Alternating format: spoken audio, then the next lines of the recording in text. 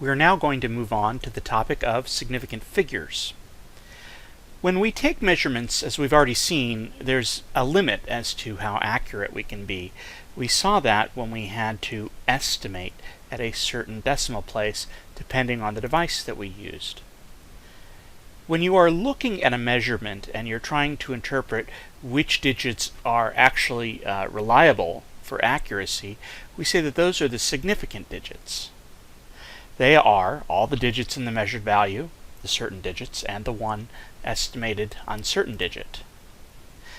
We use different terminology for this. Sometimes we call it significant digits instead of significant figures. We'll often use sigfigs or sigdigs as an abbreviation.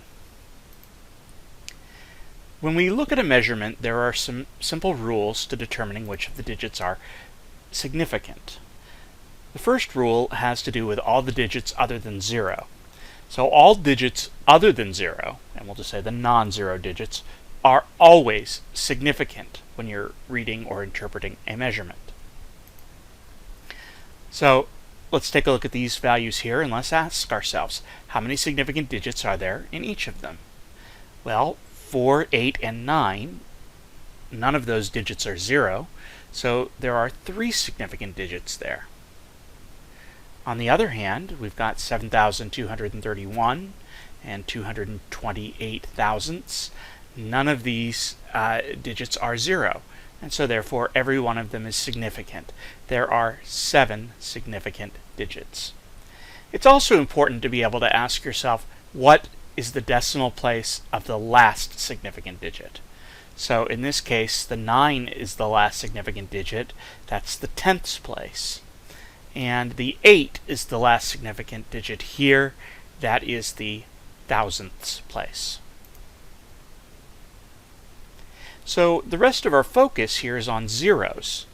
So leading zeros is the name that we use for the zeros that are to the left of the first non-zero digit. So zeros that come at the front, typically in numbers that have decimals. Leading digits are not significant. That doesn't mean that they are useless, and in fact we couldn't just leave them off here. The purpose of these zeros is just to tell us which place value our significant digits start.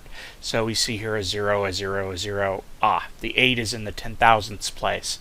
That's where our significant digits begin. And so none of those zeros are significant. So in this case, 8, 2, and 5 are significant. So those are 3 significant digits. And in this case, these zeros are not significant, but the 1 and the 3 and the 4 are significant. Notice how we usually put a 0 in front of the decimal place. I'm not 100% certain as to how that originated, but my assumption is that by doing this, it makes it very clear that the decimal point isn't simply a piece of dust that somehow got onto your paper, and it makes it much easier to read if you put a 0 in front of the decimal point. So why are these leading digits not significant? It actually comes to a very simple explanation. If you want to express this number or this number in scientific notation, those zeros simply disappear. We won't see them. Just like when you're writing a number like 48.9, you would never put zeros in the hundreds place or the thousands place. You'd never put them out front here. So their only purpose is to tell us, as I said a moment ago, where the significant digits actually begin. Enclosed zeros, or trapped zeros, are any zeros that are between digits which are not 0. And enclosed zeros are always said to be significant. So when we look at these zeros here, they are in between a 5 and a 2, which are non-zero. So anything in between them automatically becomes significant. So there's 4 significant digits here, and the last significant digit is in the ones place. Over here, all of these zeros are significant. There are 7 significant digits total, and the last significant digit, the uncertain digit, is in the 10,000ths place. And 101, that 0 is in between numbers that are not 0. and so therefore it is significant. There are 3 significant digits, and the last significant digit is in the ones place. The trickiest of all of these are going to be the trailing zeros, and those are zeros that come at the end of a value. In other words, after any digits that are not 0. Trailing zeros are significant if there is a decimal point written in the value. If there is no decimal, the zeros are considered ambiguous, and so I will consider those not significant digits. So I'd like you to take a look at all of these values here and determine, please, how many significant digits there are. Pause the video and we'll resume as soon as you've done this. Okay, I'm assuming that you have unpaused the video. So 4, 6, 2, those are all significant, 3 significant digits there. And this 0 comes at the end, and there is a decimal point written in the number, so it is significant. So there are 4 significant digits, and that 0 in the tenths place is the last significant digit. Here I have 1,230. I also have it over here, but you'll notice there's a very important distinction between these. This one has a decimal point, this one does not. So what that means is the 1, the 2, and the 3 are significant, but without a decimal point, that tells me that the 0 is not significant. And the important difference here is that that tells me that the last significant digit is this 3. It's in the tens place. Over here, with the decimal point being there, that is going to make that 0 significant. So there are 4 significant digits, and the last significant digit is in the ones place. Let's take a look at this one. This is a number that might confuse some people. These zeros are leading zeros. They come before the first number that's not 0.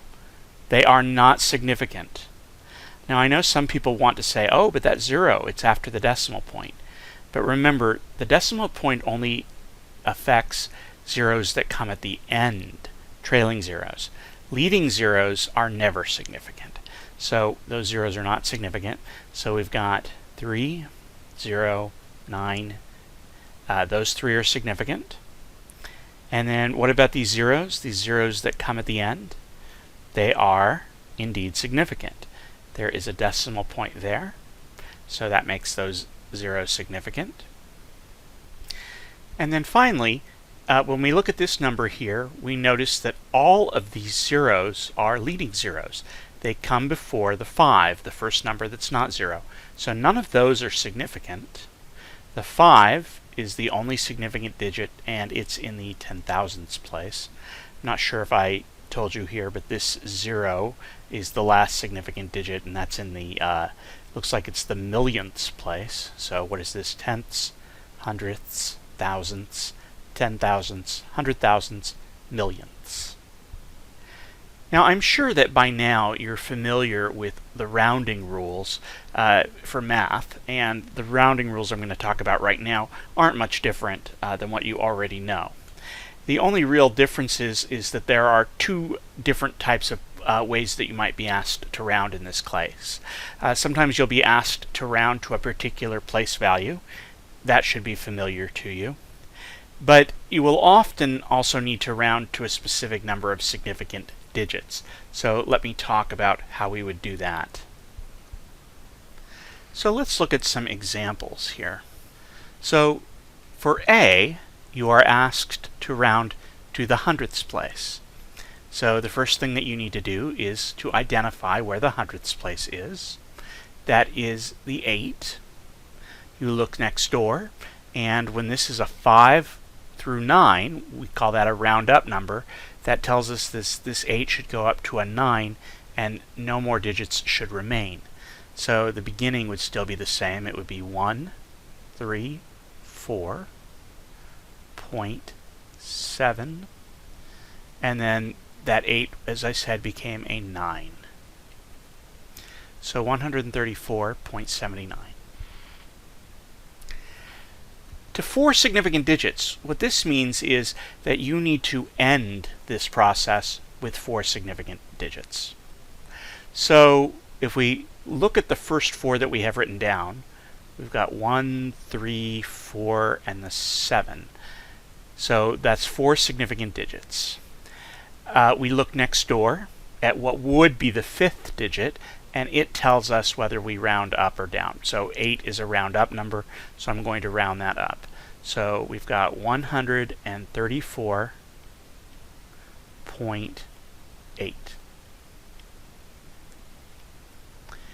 One other thing that you need to check very carefully here is that none of the numbers have moved around from their decimal places. So for example, this 1 was in the hundreds place. It needs to still be in the hundreds place. So it still is here, it still is here.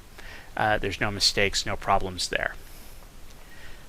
Okay, let's try this one. Round this number to the tens, not the tenths, but the tens place. So the tens place is that 5 right there. So we need to look next door, and we see that there's a 2. We don't care about any of these digits. So the 2 is a round down number, which tells me that this will just be left alone. So we've got the same starting digits there, so the 4, the 8, and the 5. But that can't be it. It can't be just 485, because what has happened? That 4 is in the thousands place, now it's in the hundreds place. You can't do that. So you have to at least put in a 0 there. And by putting a 0 there, everything stays in the right decimal place. We don't want to put a decimal point, because that would make that 0 significant. We wanted the 5 to be the last significant digit. When we say round to the tens place, that needs to be the last significant digit. All right, how about rounding to 2 significant figures? Well, we've got here 1, 2 significant digits. By the way, we often leave out commas in chemistry. So second significant digit is the 8. We look next door. The 5 is a round up number, so the 8 becomes a 9.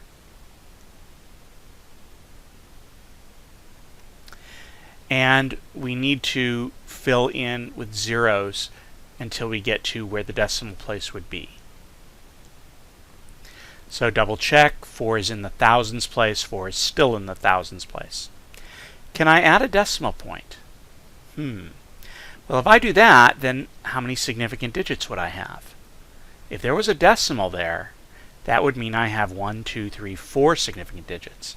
That wouldn't be correct. So I need to have here just the 4, the 9, and then these zeros just acting as placeholders. Now we want to look at how to use significant digits in calculations. There are going to be different rules for multiplication and division than for addition and subtraction. The rules for multiplication and division are a bit easier.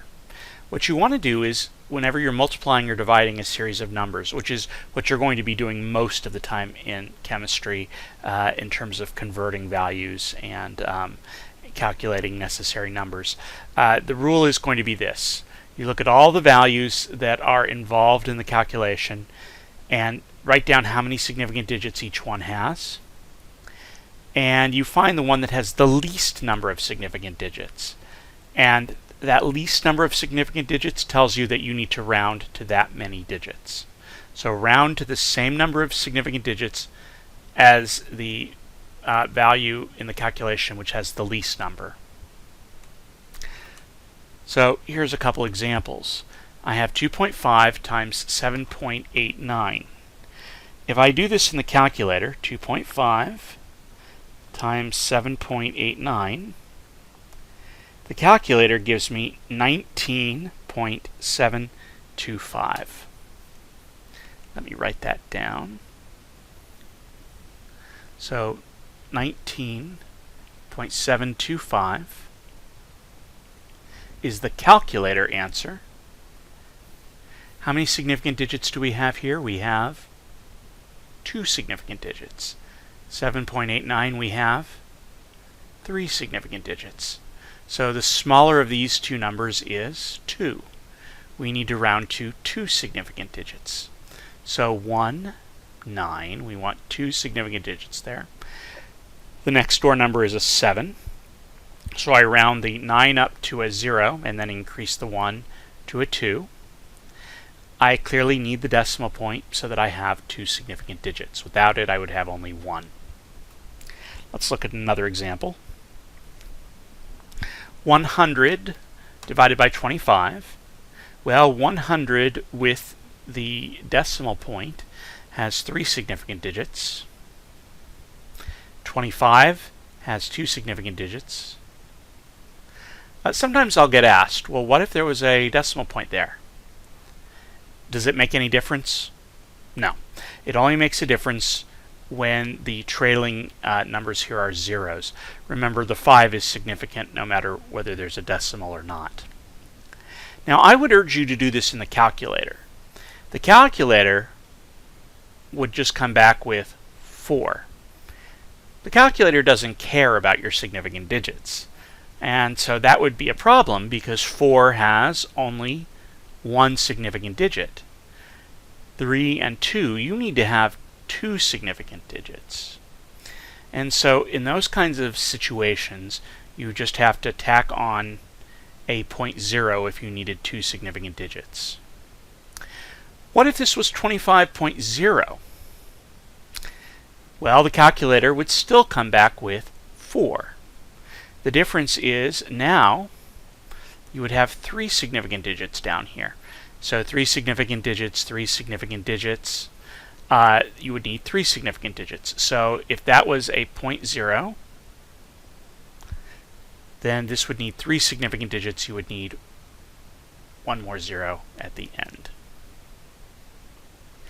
Now, I don't want you to forget those multiplication and division rules, but I'd like you to just push them off to a different side of your brain for the moment, because the rules for addition and subtraction are totally different.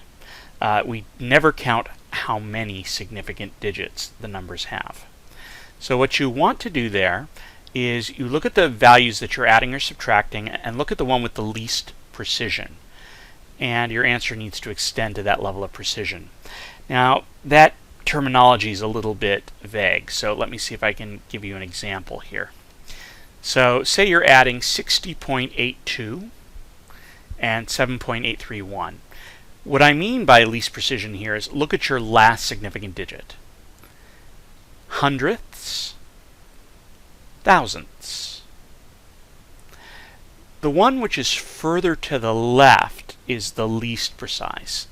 So the hundredths place is further to the left than the thousandths place. And so that means we're going to round to the hundredths place.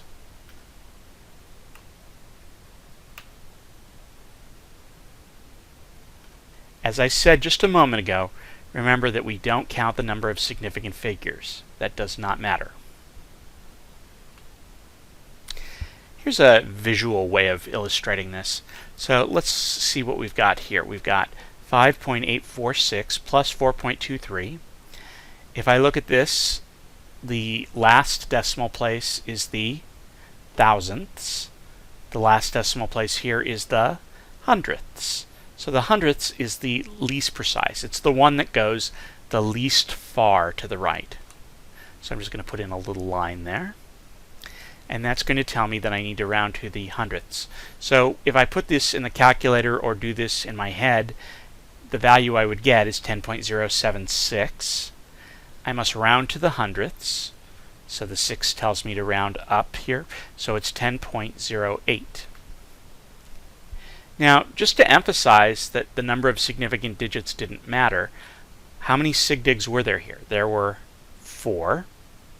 Here there were 3. But our answer has 4 significant digits. So you see, the number of significant digits isn't an issue when we add and subtract. So I would like you to take a moment and work through each of these calculations. I just want to be very clear about this last one, though.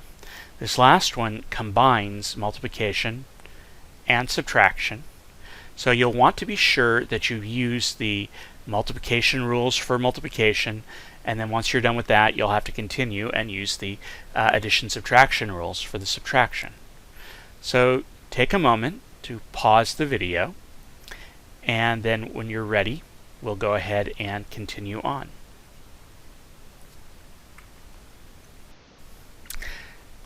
Okay, I'm assuming that you've worked through each of these, so let's take a look at the results here. The calculator answer, if you put this in, is 6.449.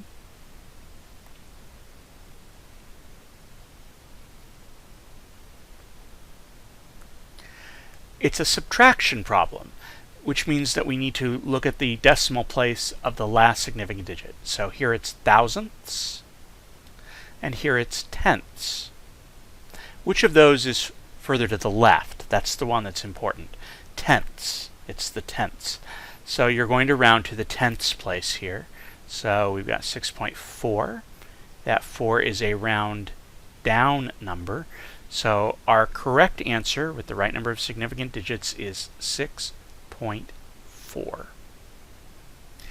The explanation as to why, in case you're curious, is if we don't know what's in the hundredths place here, and we don't know what's in the thousandths place here, then we really can't worry about what's in the hundredths or thousandths place of any other numbers here, because we simply don't have enough information to talk about the hundredths and the thousandths place. That's why we have to round the way we do. Let's take a look at the next problem. If we use our calculator correctly, we should come up with 123.484. All right, so it's an addition problem. So again, I'm looking at the last significant digit.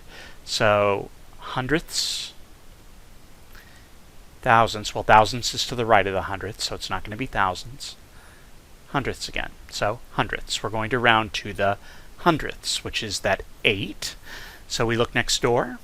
The 4 is, again, a round down number, so we leave it as is, 123.48.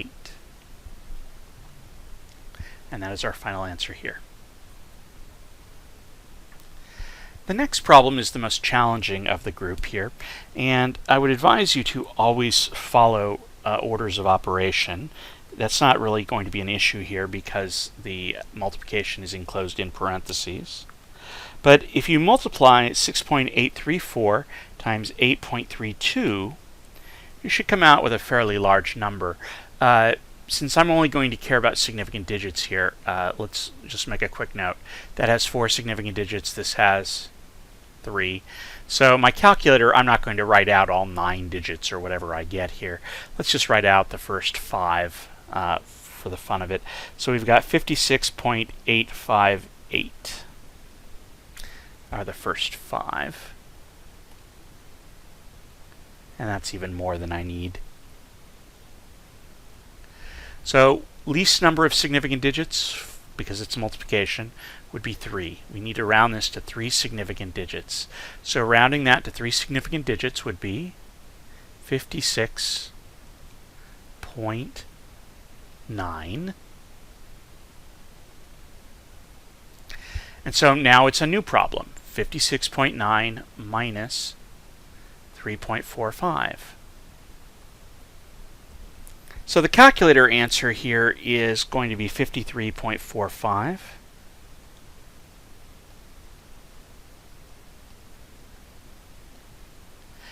And now we have to worry about significant digits. So remember, we rounded this one to 3 significant digits. So the last decimal place is the tenths, and here the last decimal place with a significant digit is the hundredths. Tenths is further to the left, so we're going to round to the tenths, 53.5.